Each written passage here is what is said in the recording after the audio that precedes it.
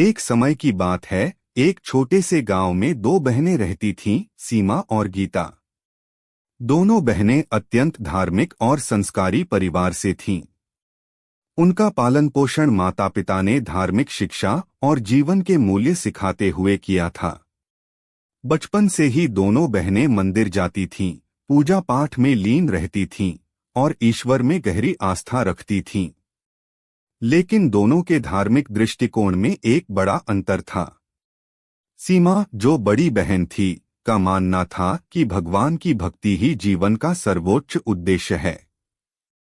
वह दिन रात पूजा पाठ, व्रत और ध्यान में लगी रहती थी। सीमा की सोच थी कि यदि हम भगवान की सच्चे मन से उपासना करेंगे तो हमारी सारी समस्याएं खुद ब खुद हल हो जाएंगी। उसे यह विश्वास था कि संसार में जो भी होता है वह भगवान की इच्छा से होता है और मनुष्य का कर्तव्य केवल भक्ति करना है। दूसरी ओर गीता, जो छोटी बहन थी, का दृष्टिकोण थोड़ा अलग था। वह भी धार्मिक थी, लेकिन वह मानती थी कि केवल पूजा पाठ से कुछ नहीं होगा। गीता का विश्वास था कि भगवान ने हमें कर्म करने के लिए इस धरती पर भेजा है और हमें अपने कर्मों से ईश्वर की सच्ची भक्ति करनी चाहिए।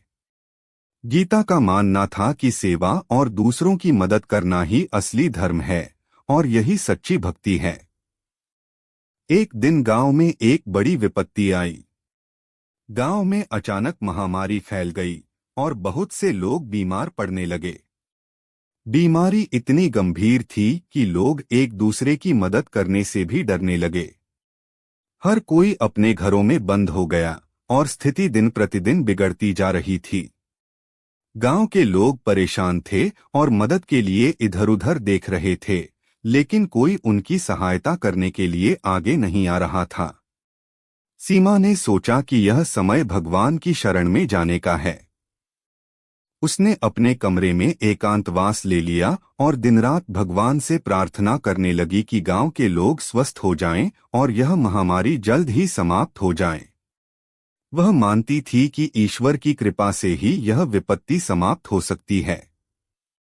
सीमा ने कई दिनों तक उपवास रखा, लगातार मंत्रों का जाप किया और मंदिर में जाकर भगवान से गांव की रक्षा की प्रार्थना की। उसकी सोच थी कि जब भगवान खुश होंगे तो यह समस्या अपने आप समाप्त हो जाएगी। वहीं दूसरी ओर गीता ने सोचा कि यह समय कर्म का है। वह जानती थी कि भगवान ने उसे इस धरती पर दूसरों की सहायता करने के लिए भेजा है। गीता ने अपनी सारी धार्मिक पुस्तकों को एक ओर रखा और गांव वालों की मदद के लिए बाहर निकल पड़ी। उसने बीमारों के लिए दवाइयों का इंतजाम किया, गांव के बुजुर्गों को भोजन पहुंचाया और जिनके पास इलाज का साधन नहीं था उनके लिए डॉक्टर को बुलाने की व्यवस्था की।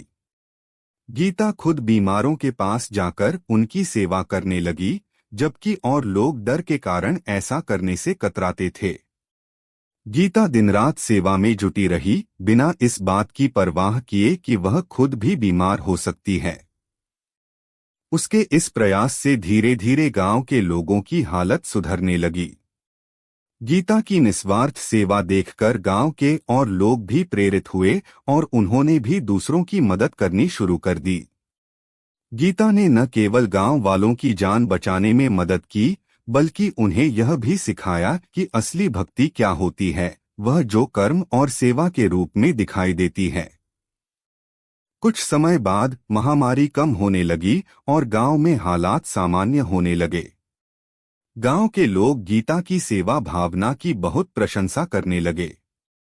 उन्होंने देखा कि गीता ने अपनी जान की परवाह किए बिना उनकी सेवा की, जबकि और लोग सिर्फ भगवान से प्रार्थना करने में लगे हुए थे। गीता के प्रयासों से ही गांव के लोग इस भयंकर विपत्ति से बाहर आ पाए। जब स्थिति सामान्य हो गई तो सीमा ने देखा कि उसकी बहन गीता ने अपने कर्मों से क्या कर दिखाया था। उसे एहसास हुआ कि केवल प्रार्थना और उपवास से कुछ नहीं होता, जब तक हम अपने कर्मों से दूसरों की भलाई न करें।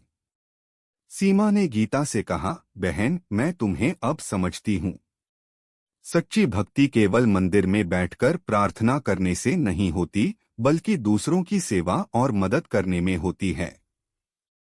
गीता ने मुस्कुराते हुए कहा, दीदी, भगवान हमसे सिर्फ प्रार्थना नहीं चाहते, वे चाहते हैं कि हम उनके द्वारा दी गई शक्ति और संसाधनों का उपयोग करें और उनकी सृष्टि की रक्षा करें।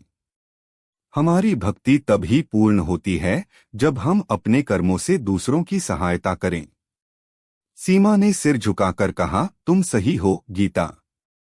मैंने सारा समय भगवान की भक्ति में बिताया, लेकिन सच्ची भक्ति वही होती है जो कर्म के रूप में प्रकट हो। तुमने सच्चे अर्थों में धर्म का पालन किया है।